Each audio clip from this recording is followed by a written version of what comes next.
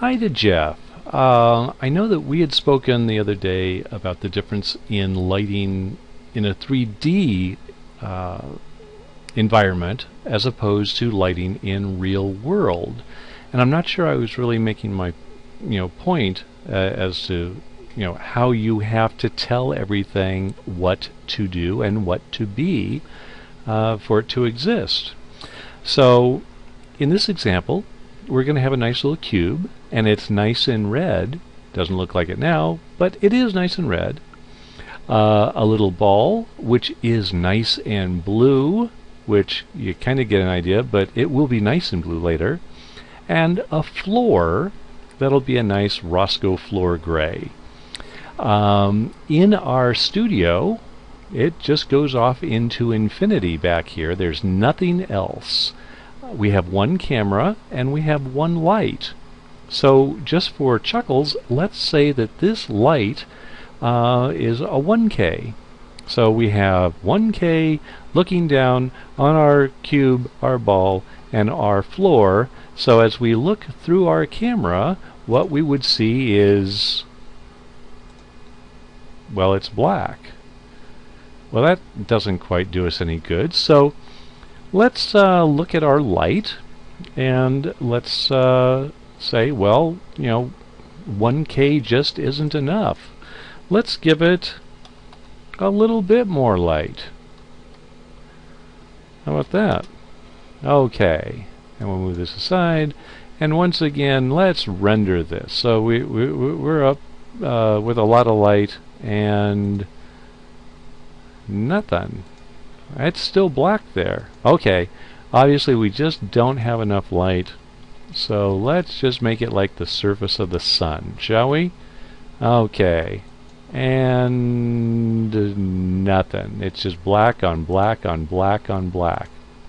Okay, let's take this back down to just equivalent of a 1K, and we don't need this little window anymore. Let's look at our objects themselves.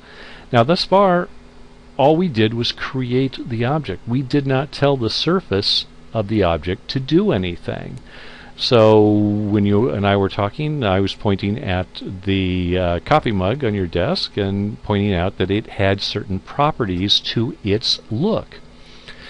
So let's just look at the box, and it's red. See, I told you. But it has no diffuse. So light isn't seeing it. Light isn't doing anything to it. So let's just bring that up to normal. And now let's see.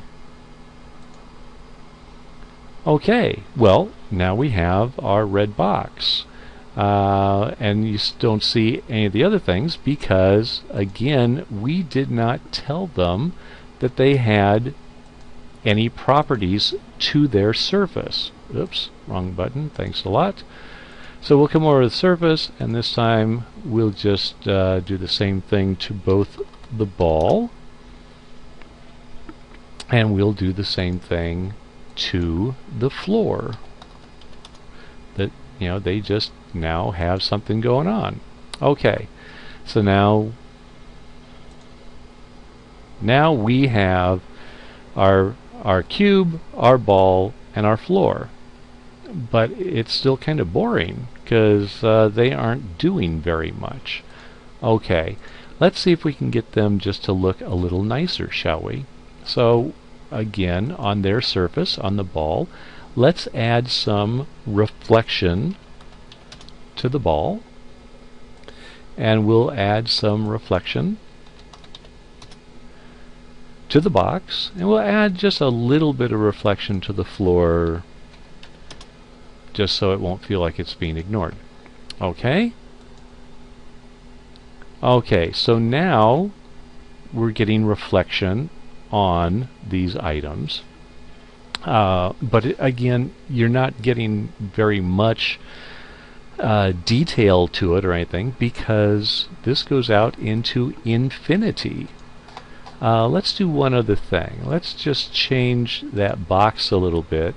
Let's just give it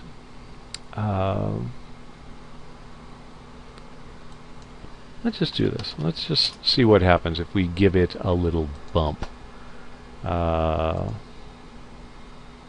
It doesn't show up here a whole lot, so I won't dwell on that, but you can give it other textures to look at. Now again, I could build a set in here, but it would be kind of rather boring, and it would take a lot of time.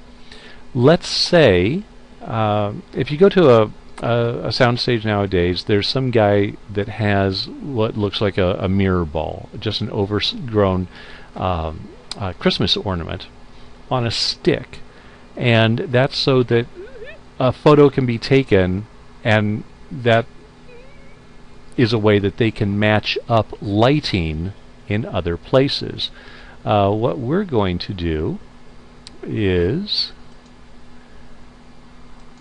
take one of those images, one of those light probes. In this case, it's just going to be of a snowy mountain and a lake. What we've done is virtually wrapped the soundstage now with one of those photos. Now when we render out, now we're going to see part of the mountain here and part of the lake, and you can see some of the sky.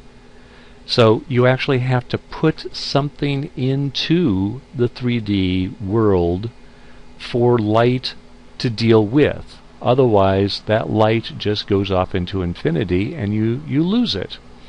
And that's just because 3D space is exactly that. It's just space, as opposed to real life, where even if this were a dark sound stage, you would still have a certain amount of light that's still bouncing around and reflecting even off of velour drapes or commando or any type of black you had back there.